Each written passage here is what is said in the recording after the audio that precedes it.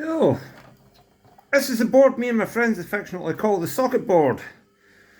So called because, as you can see, everything's in sockets. And I do mean everything. The entire board. Lots of stuff missing up here, but that's been borrowed for other boards. The whole thing is socketed with either turn pin sockets, dual wipe, or pin strips. And you might think somebody has attempted to fix the board just by shotgunning the whole thing and replacing everything. Well, you're partly right. But actually, I know where this board came from. This used to belong to David Trows. And he's a very nice guy that used to repair these M1A and B boards all the time. And what he did was he deliberately socketed an entire board so that he could use it for testing reclaimed or used parts. See, he's got some wire links here, so there might be some fun and games to deal with later on. Oh, he used to be a dab hand at fixing those things, and this was a godsend to him because this allowed him to test things in circuit where they should be and see if a part was working or dead.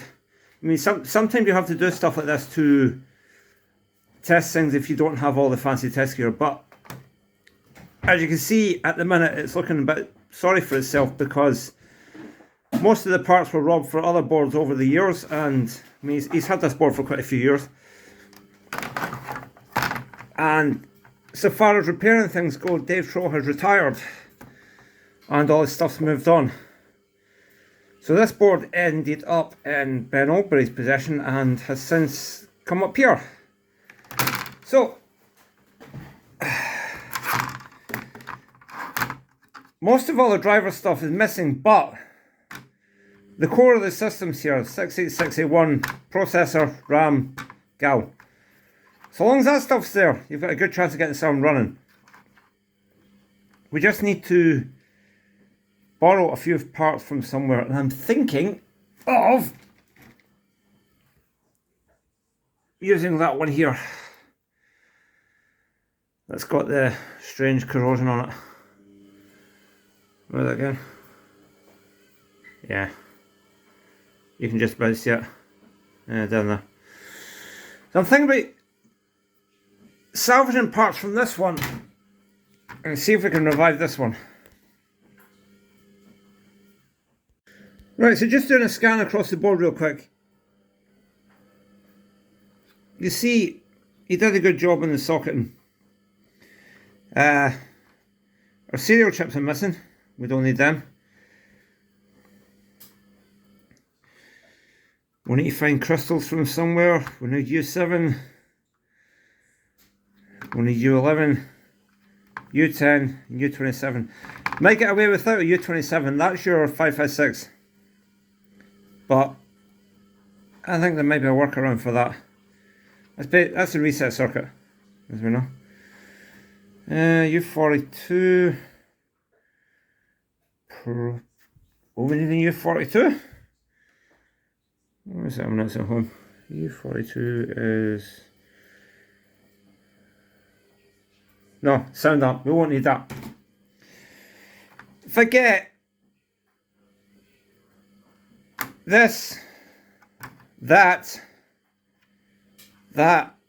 and that, then that'll be the whole basic system in one piece, and hopefully we'll build some life out of this thing. Alright, iron's warming up at the minute. I think we shall reclaim some parts off of this, see if we can get some life out of this thing, and then see where we're going. Right, so put some fresh solder on the chips we want to target, but I'm not going to be messing around with the sucker. Getting the big guns out for this. Getting the solder station onto it. You know how they say practice makes perfect? Well, my soldering station's blocked, I can't use it, so I'm using my little solder socket here, but Like everybody else back in the day, I used to struggle using manual solder suckers, and I would look everywhere on eBay for these automated ones. But if you take your time and you practice and practice, see how loose that is? That should, yeah, see? That's just with a manual solder sucker.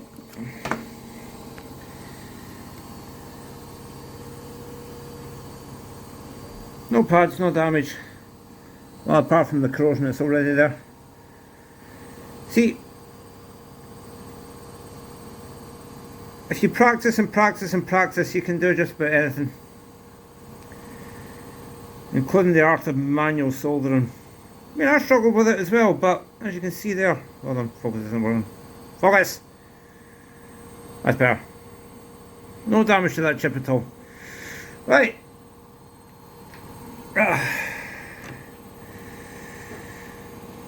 Let's go see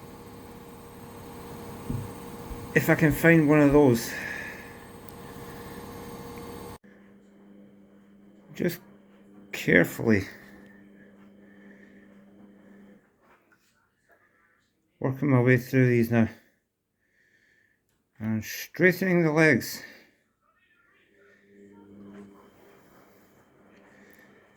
I had another scrap M1 in the cupboard. Come on. Apologies for the focus. It's focusing on stuff behind. But anyways, I had another scrap M1 in the cupboard, so it's a little bit rusty, but that should be alright. So that goes there. Right, so there we go. U10 and U27 installed. If I was doing this, I would use turn pin. I would use dual wipe sockets, sorry, because it's a little bit tricky to get reclaimed parts to fit in turn pin sockets. You see how that's not gone down? That might fit better in dual wipe socket, but you've got to make sure with turn pin that these legs are absolutely straight. So I'm not sure if I can show you on camera. And if I can get this to set, I might be able to do it. But anyway, what you need to do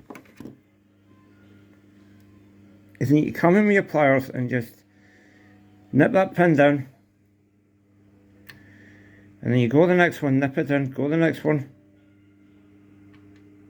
Chip move. But you get the idea. You've got to just use your pliers to make sure they're all straight as you can possibly get them. Yeah, and I know I'm not wearing a wrist strap. Yeah. Hey, I've probably killed it already by handling it, but anyway, I've got a spare if I need be. But you got to make sure they're all nice and absolutely straight, which they're not. So I will straighten them up with pliers like I was trying to show you there, and I'll show you this one in the socket. Now that's one side of that chip done. You manipulate that fifth leg along, but got to do the other side now, and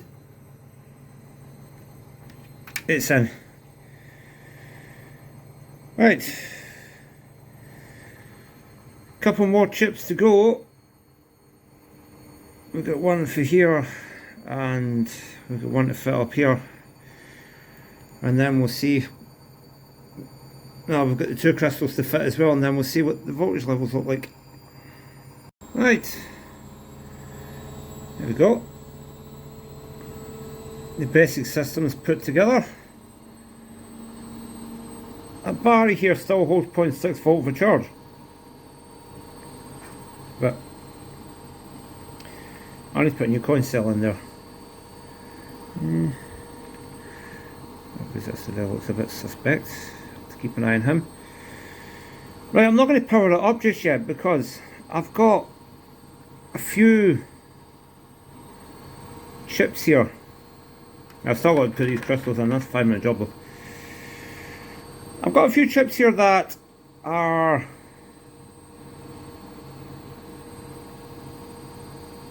labelled but I don't know what the labels say underneath. And I was told that when Ben originally got this board, some of these chips up here weren't what they were supposed to be. I think they were just chips stored them or something. So I'm going to peel these labels off. See, that one marked U21. So that one might be alright. Don't know what that one is though. Don't know if that one's right. But peel these labels off and make sure these are actually the right parts that go in these locations. Alrighty. Crystals are in. Making sure you get the 8 MHz one there and the 3.46 meg one there. I might have to have a look at that 681, but give it the benefit of the doubt for the minute. These chips are correct. See, I've peeled the labels off. They are what they're supposed to be. I think we're ready for a test. Right. Dry run with nothing in it. We are on. A good sign here because we got a nice strong clock. Right, what's 0.5 this doing? And we've got a nice strong reset. It's a 1 microfarad capacitor that's in here. It's not a 22. You can change the time it takes to reset by changing that capacitor. The original M1 boards came out with 1 microfarads, and then they increased it to 22 to give you a reset of 4 seconds. You could probably put it to whatever you want. But so far we're on, and it's a good sign these are on because these are controlled by this. So even though this is in a double stack socket, this is working. Okay. Let's apply a ROM card. Okay, so we're fired up. And not booting. Check that. Reset still pulsing away. I did notice something very, very, very strange though. The ROM enable's stuck on. And I've changed that gal and the ROM enable's still stuck on. And there's no read-write signal at all. But it all buzzes out. Oh, you know what? Maybe if I looked at the schematic a bit better. Just goes to show I'm not infallible. We've got U7 here, 04. U39 there.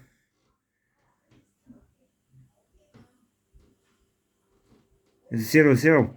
I've got them the wrong way around. U7's, the 00 is supposed to be up here in U7. Hold on. Right. That's them flipped around and they're in the right places now. Just goes to show you, I'm not infallible. I can make mistakes, just like everybody else.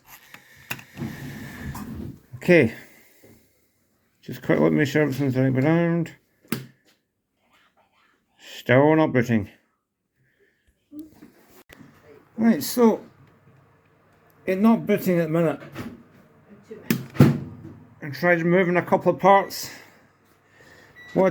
No joy. What I did notice, excuse me for the noise in the background,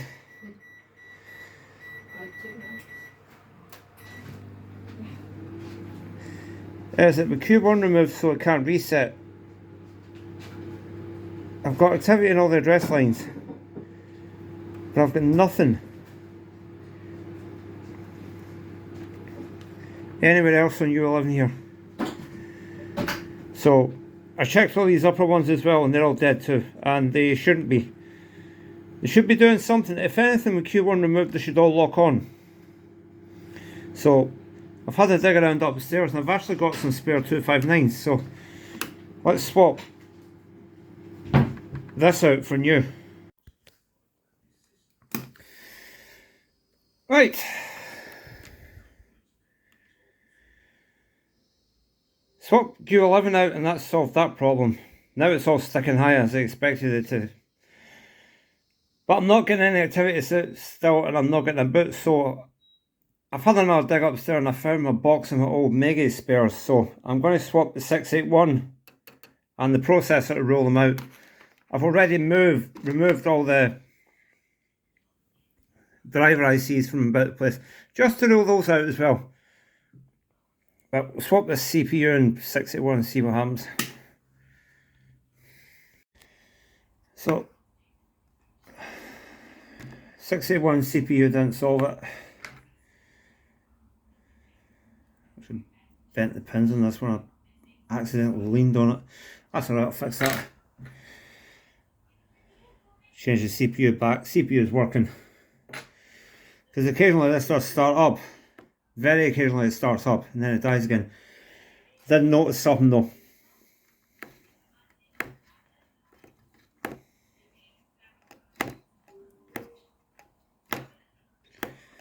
I think the sockets are trash. I think stuff's been tested on it one too many times, so I found this in my junk pile. And I know the chips have only been in and out of that once, so those 3 sockets there will be good. So we'll change this middle bank of sockets next. Here we go. Reclaim socket. So let's get these on the board. Building up quite a pile of spare parts that I found lying up and about as well.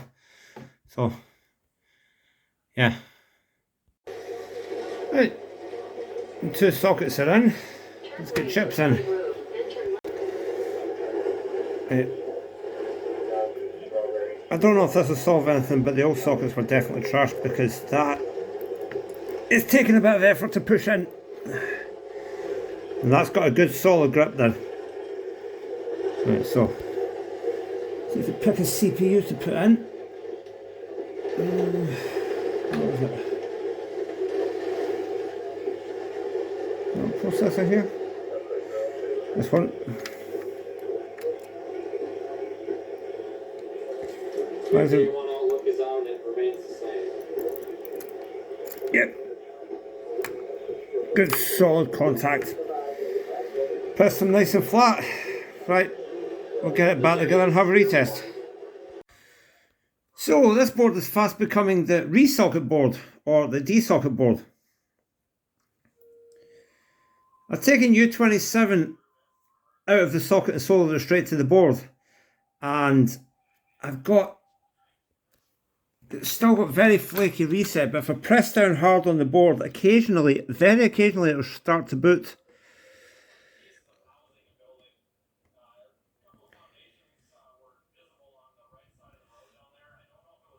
Those 2 pins have no join, and they should. And I haven't lifted any pads or broken any traces. I think they've been broken originally. All I did was I took the socket out, just desoldered it, came out, no bother, nothing attached to anything. Took the socket out, soldered that down, no join. So on the schematic, 12 and 13 are linked, so I'm going to link them. So I've got the wrong socket over it now, and it's total trash. Watching it late at night. A couple of days have passed. The board's okay though, so I think for stability what I'm going to do is the RAM works. I'm going to solder it straight down to the board. So, right, there it is. RAM soldered down. And there's a link wire on the back going from pin 12 U29 across to U40 here that I rerouted. Put a wee bit of oil on it. And would you look at that? So there's a long way to go for this board yet. The whole top end needs to be replaced, and there are lots of these sockets that are all stretched and the chips will loosen them. But we know that it's basically intact because it's running the test program. So, next step is I need to clean that pin header up because it loses the 12 volts sometimes. It's not the limb, the header's trash, we have to replace it.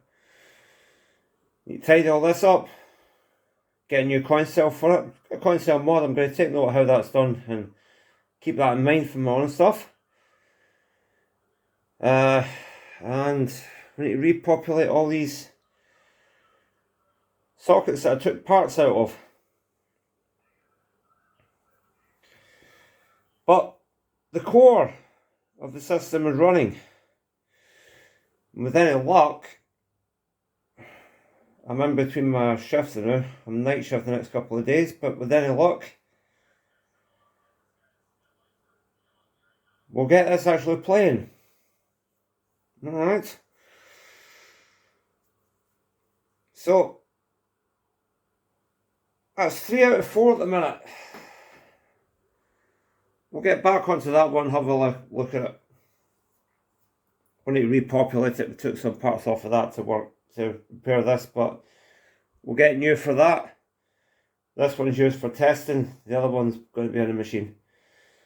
So, yeah, you see something yet jumping up and down. Sorry. Anyways, that's it for the minute. Stay tuned because I've got some slightly more unusual stuff coming up. Alright, bye bye.